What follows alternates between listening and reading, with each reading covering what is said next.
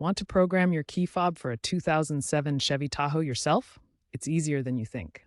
This process relies on radio frequency (RF) technology at 314 megahertz for US models. First, ensure you have a working fob with a fresh CR2032 battery. Get in your Tahoe, close all doors, and have your key ready.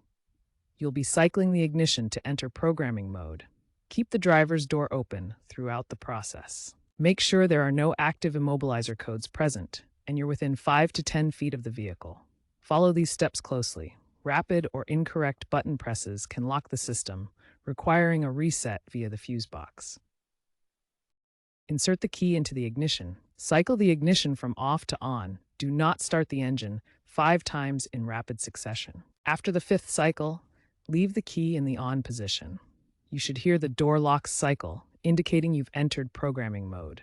Press and hold both the lock and unlock buttons on the key fob simultaneously for about 15 to 30 seconds until the door locks cycle again. This confirms the fob is programmed.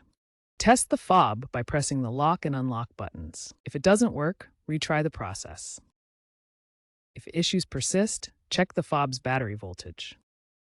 Consult online resources like Reddit's r/Chevy Tahoe or YouTube tutorials, such as those by auto repair guys, for specific troubleshooting tips. Remember, environmental interference from nearby devices can sometimes disrupt pairing.